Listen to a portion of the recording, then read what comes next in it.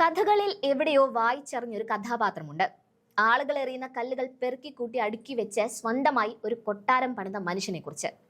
ഈ കഴിഞ്ഞ ഞായറാഴ്ച പുലരിയിൽ ഭദ്രമായി സീൽ ചെയ്ത ബാലറ്റ് മെഷീനുകളിൽ തദ്ദേശ തെരഞ്ഞെടുപ്പിന്റെ ഫലങ്ങൾ തെളിഞ്ഞു തുടങ്ങിയപ്പോൾ അത്തരമൊരു മനുഷ്യനെ കേരള രാഷ്ട്രീയം നേരിൽ കണ്ടു. അത് വടകരയുടെ സ്വന്തം ഷാഫി പറമ്പിൽ MP-യാണ്. കഴിഞ്ഞ 20 വർഷത്തിലേറെയായി ഇടതുപക്ഷം കൈപ്പിടിയിൽ ഒതുക്കി വെച്ച പേരാമ്പ്ര പഞ്ചായത്ത് നിഷ്പ്രയാസം UDF തിരിച്ചെടുത്തു. പേരാമ്പ്രയിലെ പ്രതിഷേധത്തിനിടെ പോലീസ് ലാത്തിചാർജിൽ ഷാഫിക്ക് മർദ്ദനമേറ്റ സംഭവം വലിയ കോളിളക്കം സൃഷ്ടിച്ചിരുന്നു. കോളേജ് തെരഞ്ഞെടുപ്പ് സംഘർഷങ്ങളുമായി ബന്ധപ്പെട്ട് പ്രതിഷേധത്തിനെത്തിയ ഷാഫിയെ പോലീസ് ലാത്തി കൊണ്ട് ക്രൂരമായി മർദ്ദിച്ചു. ലാത്തിചാർജിനിടെ തലയ്ക്കും മൂക്കിനും ഗുരുതരമായി പരിക്കേറ്റ് അദ്ദേഹത്തിന് അടിയന്തര ശസ്ത്രക്രിയയ്ക്ക് വിധേയനാകേണ്ടി വന്നു.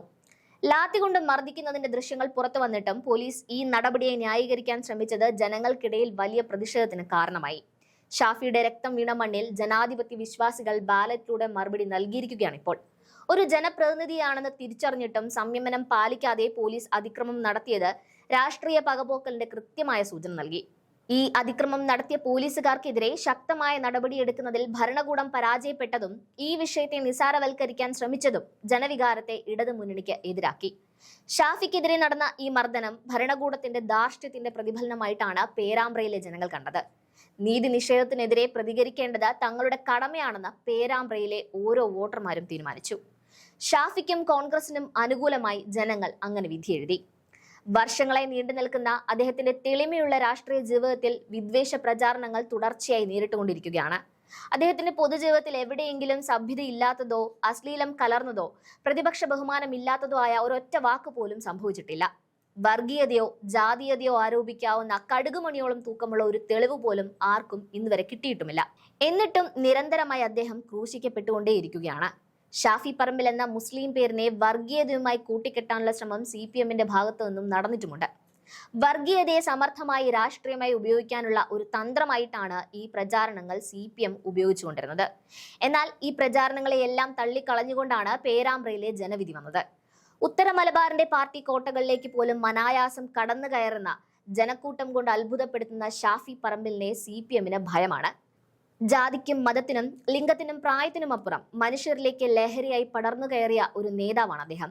അദ്ദേഹത്തെ തകർക്കാൻ ശ്രമിക്കുന്നുവെങ്കിൽ ആ മനുഷ്യൻ അവരുടെ അടിവേര് പൊളിക്കുമെന്നുറപ്പാണ്. 1/4 നൂറ്റാണ്ട് ഇടതുപക്ഷത്തെ പിന്തുണച്ച പേരാമ്പ്രയിലെ ജനങ്ങൾ തങ്ങൾക്കിടയിലെ ഒരാൾക്ക് നീതി നിഷേധിക്കപ്പെട്ടപ്പോൾ ആ ഭരണകൂടത്തിനെതിരായി വോട്ട് ചെയ്യാൻ മടിച്ചില്ല. അതുകൊണ്ട് തന്നെ 1/4 നൂറ്റാണ്ടുകാലം ഇടതുപക്ഷം അടക്കിവാണ ഈ മണ്ഡലത്തിൽ UDF നേടിയ വിജയം ഷാഫിക്കെതിരെ നടന്ന പോലീസ് മർദ്ദനത്തിന് പേരാമ്പ്രയിലെ ജനങ്ങൾ നൽകിയ ശക്തമായ മറുപടി കൂടിയായിരുന്നു. പേരാമ്പ്രയിൽ ആകെയുള്ള 19 വാർഡിലേക്കായിരുന്നു തെരഞ്ഞെടുപ്പ് നടന്നത്. LDF കൺവീനർ TP രാമകൃഷ്ണൻ MLA-യുടെ നിയമസഭാ മണ്ഡലം കൂടിയാണ് പേരാമ്പ്ര എന്നതും ശ്രദ്ധേയമാണ്. 2020-2005 കാലത്ത് കോൺഗ്രസിലെ ആലിസ് മാത്യു പ്രസിഡന്റായ ഭരണസമിതിയാണ് UDF-ന്റേതായി അധികാരത്തിലെത്തിയ ഏക ഭരണസമിതി. കഴിഞ്ഞ തവണ 19 സീറ്റ് ഉണ്ടായിരുന്ന പേരാമ്പ്ര പഞ്ചായത്തിൽ 9 സീറ്റിന്റെ ഭൂരിപക്ഷത്തോടെയാണ് CPM-ലെ VK പ്രമോദ് പ്രസിഡന്റായത്. അന്ന് 14 സീറ്റ് LDF-നും 5 സീറ്റ് UDF-നുമാണ് ലഭിച്ചത്. പേരാമ്പ്രയിലെ വിജയവുമായി ബന്ധപ്പെട്ട് വിപുലമായ ആഘോഷ പരിപാടികളാണ് നടന്നത്. സ്ഥലത്തെ ചില ദൃശ്യങ്ങൾ കൂടി ചേർക്കുന്നു.